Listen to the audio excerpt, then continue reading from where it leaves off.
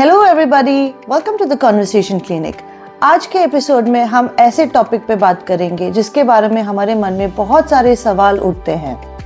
Calcium, vitamin D और bone strength, ये रिश्ता क्या कहलाता है?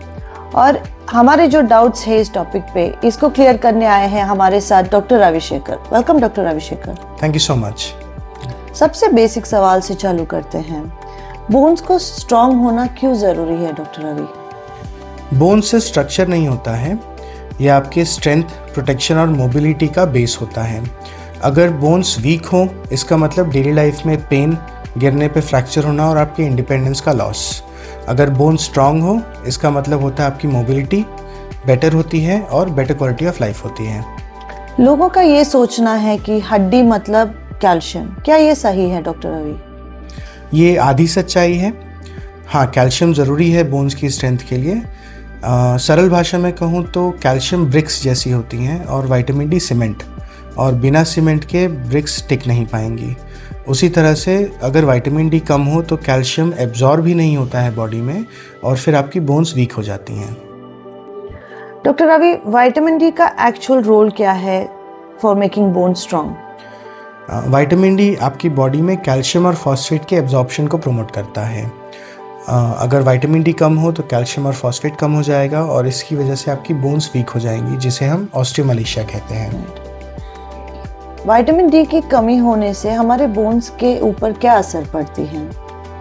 विटामिन डी की कमी होने से कैल्शियम का एब्जॉर्प्शन कम हो जाता है और ब्लड में कैल्शियम का लेवल ड्रॉप होता है। अब हमें ये समझने की ज़रूरत है कि बॉडी में कैल्शियम सिर्फ बोन्स में नहीं, हर सेल में यूज़ होता है, चाहे वो हार्ट हो या मसल्स हों। तो जब विटामिन डी कम होता है तो कैल्शियम कम होता है, और कैल्शियम की इस कमी को पहचान कर बॉडी आपके बोन से कैल्शियम निकाल कर खून में कैल्शियम का वैल्यू बढ़ाती है ताकि दूसरे सेल्स में इसका यूटिलाइजेशन हो सके। इस कारण से बोन्स वीक हो जाती हैं और फ्रैक्चर होने के चांसेस बढ़ जाते हैं। सनलाइट और विटामिन डी, ये रिश्ता क्या कहलाता है? जैसे प्लांट्स में फोटोसिंथेसिस होता है, उसी तरह से आपके बॉडी में स्किन के जो सेल्स हैं वो सनलाइट से डायरेक्टली विटामिन डी सिंथेसिस कर सकते हैं बिना किसी टैबलेट या सप्लीमेंट्स के। ये प्रोसेस के लिए सनलाइट का स्किन पे पड़ना बहुत ज़रूरी होता है। तो क्या विंडो के पास या खिड़की के पास बैठ के धूप लेना काफ़ी रहता है? नहीं, कई लोगों को ये जानकारी नहीं होती है, बट सनलाइट का जो स्पेक्ट्रम होता है रेज़ का, वो बहुत सारे उसमें रेज़ होती हैं, और जो आपकी विंडोज़ होती हैं वो यूजुअली UVB रेज़ को ब्लॉक कर देती हैं। इसीलिए धूप डायरेक्ट मिलना ज़रूरी है विटामिन डी के प्रोडक्शन के लिए। अगर UVB रेज़ उसमें ब्लॉक हो जा रही हैं तो आपकी स्किन विटामिन डी प्रोड्यूस नहीं कर पा रही है। हमारे जो देश है जहाँ पे हमको धूप ही धूप मिलता है साल भर में, यहाँ पे विटामिन डी की इतनी कमी क्यों दिख रही है? इसका कारण है हमारा इंडोर लाइफस्टाइल, पोल्यूशन। हम जब भी बाहर निकलते हैं तो सनस्क्रीन लगा कर निकलते हैं, प्रोटेक्शन के लिए आर्म स्लीव्स या जैकेट्स पहनते हैं जो UV रेस को ब्लॉक करे।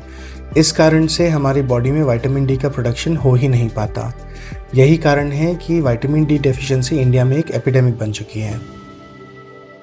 क्या सिर्फ डाइट से हमारी जो कैल्शियम और विटामिन डी की रिक्वायरमेंट है वो पूरी हो सकती है? हाँ, आप कैल्शियम अपनी डाइट में पूरा कर सकते हैं, लेकिन विटामिन डी का सिर्फ डाइट से कंप्लीट हो पाना मुश्किल है। इसके लिए आपकी बॉडी पे सनलाइट पड़ना और सप्लीमेंट लेने का इसमें बहुत बड़ा रोल होता है। कैल्शियम के जो टैबलेट्स हैं, इसको लेने का क्या सही तरीका है? आपने नोटिस किया होगा कि जो मार्केट में कैल्शियम के सप्लीमेंट्स मिलते हैं वो हमेशा विटामिन डी के साथ कॉम्बिनेशन में मिलते हैं, और वही सही तरीका होता है। कैल्शियम अकेले लेने से बहुत ज़्यादा बेनिफिट नहीं होता है, उसे हमेशा विटामिन डी के साथ कॉम्बिनेशन में ही लिया जाता है। नॉर्मली इसे आप पानी के साथ ले सकते हैं खाने के बाद। टी, कॉफ़ी या फिर आयरन की टैबलेट्स के साथ इसे ना लें, क्योंकि ये इसके एब्जॉर्प्शन पर इफ़ेक्ट करता है। मैंने देखा है कुछ मरीजों को विटामिन डी का इंजेक्शन प्रिस्क्राइब होते हुए, इसका क्या कारण है? कुछ पेशेंट्स में विटामिन डी की डेफिशिएंसी बहुत सीवियर होती है, जिसके लिए हम उन्हें विटामिन डी के इंजेक्शंस प्रिस्क्राइब करते हैं। ये कमर में या बम पे, मसल में इंजेक्शन लगते हैं। इससे होता ये है कि विटामिन डी मसल में एक अपना स्टोर बना लेता है और वहाँ से धीरे धीरे निकल के ब्लड में जाता है और डायरेक्टली कैल्शियम एब्जॉर्ब करने में मदद करता है।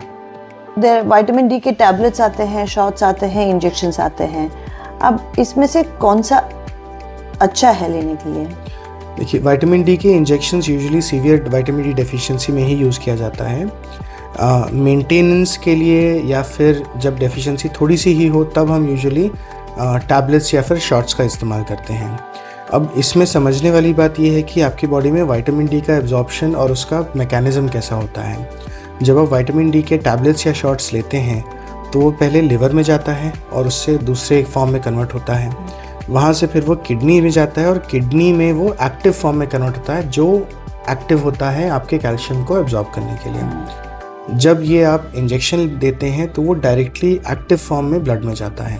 तो yes, injection are definitely superior, but वो सिर्फ सीवियर डिफिशिएंसी में ही उसका इस्तेमाल किया जाता है। So does this mean that if I take calcium, vitamin D and sunlight, that my bones are going to be completely strong? अब मुझे प्रोटीन पाउडर खाने से मेरी मसल्स तो डेवलप नहीं हो जाती, उसके लिए मुझे वर्कआउट भी करना पड़ता है। उसी तरह से सिर्फ कैल्शियम या विटामिन डी सप्लीमेंट्स लेने से आपकी बोन स्ट्रांग नहीं होती। आपकी बोन पे वेट बेयरिंग और एक्सरसाइजेज होंगी तभी फिर आपकी बोन स्ट्रांग होती हैं। आपके बोन्स को कारण चाहिए वहाँ पे कैल्शियम और डिपॉजिट करके उन बोन्स को स्ट्रांग करने के लिए। तो सेडेंटरी लाइफस्टाइल होगी और आप कैल्शियम विटामिन डी सप्लीमेंट लेते रहेंगे तो दैट इज़ नॉट इनफ। आपको थोड़ा एक्सरसाइज करना है, वॉकिंग करना है और उसके साथ में आप सप्लीमेंट्स लेते हैं, तब आपकी बोन स्ट्रांग होंगी। कौन से लोग विटामिन डी या कैल्शियम की ज़्यादा डेफिशिएंसी के लिए प्रोन हैं?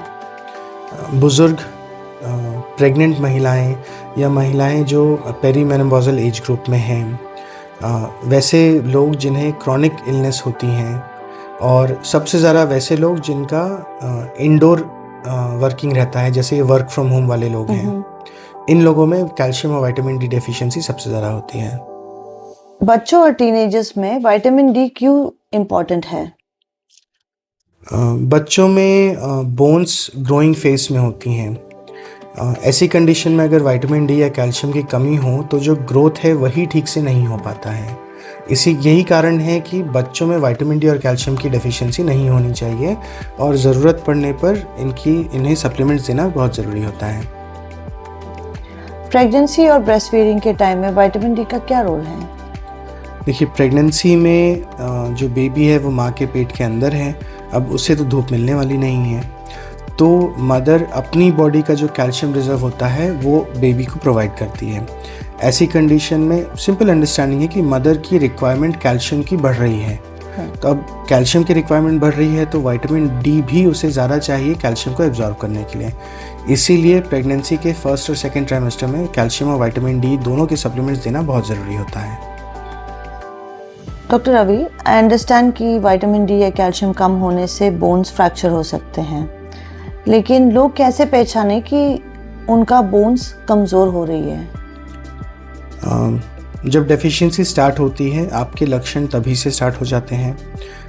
बोन्स वीक होना मतलब आपको जॉइंट्स में दर्द होना चालू हो जाता है, लोअर बैक एक कमर में दर्द होना चालू हो जाता है, छोटी सी चोट लगने पे भी डैमेज ज़्यादा होता है और आपको दर्द बहुत ज़्यादा महसूस होता है, मसल्स में पेन होना, क्रैम्प्स होना, ये सारे साइंस होते हैं विटामिन डी और कैल्शियम डेफिशिएंसी के। जो लोग सप्लीमेंट्स लेते हैं, क्या उनमें विटामिन डी और कैल्शियम की एक्सेस से भी दिक्कत हो सकती है? कभी भी कोई भी चीज़ ज़्यादा मात्रा में हानिकारक होती है। उसी तरह से विटामिन डी और कैल्शियम की मात्रा भी अगर बॉडी में बढ़ जाए तो ये हार्ट और किडनीज पे बुरा असर कर सकती है। इसीलिए आंख बंद करके लगातार सप्लीमेंट्स नहीं लेना चाहिए। बीच बीच में डॉक्टर से मिलके विटामिन डी और कैल्शियम का टेस्ट करवा कर ही सप्लीमेंट्स को कंटिन्यू करना चाहिए। Doctor Ravi, thank you so much. क्या हमारे व्यूअर्स के लिए आप विटामिन डी, कैल्शियम और बोन स्ट्रेंथ के बारे में थोड़ा समराइज करेंगे? बोन्स को स्ट्रांग रहना हम सभी के लिए ज़रूरी है, चाहे हम बुज़ुर्ग हों, मेल हो या फीमेल हो या फिर बच्चे हों। बोन्स को स्ट्रांग रखने के लिए कैल्शियम ज़रूरी है और कैल्शियम के एब्जॉर्प्शन के लिए विटामिन डी ज़रूरी है। विटामिन डी का लेवल अपनी बॉडी में बढ़ाने के लिए खुली धूप लें, सप्लीमेंट्स लें और हमेशा कैल्शियम और विटामिन डी का सप्लीमेंट साथ में लें। जो बुज़ुर्ग होते हैं, जो इंडोर काम करते हैं, जिनको धूप नहीं मिलती, वो विटामिन डी डेफिशिएंसी के लिए सबसे ज़्यादा प्रोन होते हैं, तो हमें इसका ध्यान रखना बहुत ज़रूरी है। Stronger bones is equal to better life. Thank you so much doctor Ravi once again. Thank you so much for having me here. Viewers, आज हमने द कॉन्वर्सेशन क्लिनिक के इस एपिसोड में बात किया विटामिन डी, कैल्शियम और बोन स्ट्रेंथ के बारे में। We are hoping that we have solved all your queries on this topic. और अगर आपके मन में अभी भी इस टॉपिक से संबंधित कुछ सवाल हैं तो यहाँ कमेंट करें और we will be more than happy to respond to you. हम फिर से मिलेंगे द कॉन्वर्सेशन क्लिनिक के अगले एपिसोड में किसी और डॉक्टर के साथ किसी और टॉपिक पे चर्चा करेंगे। Thank you.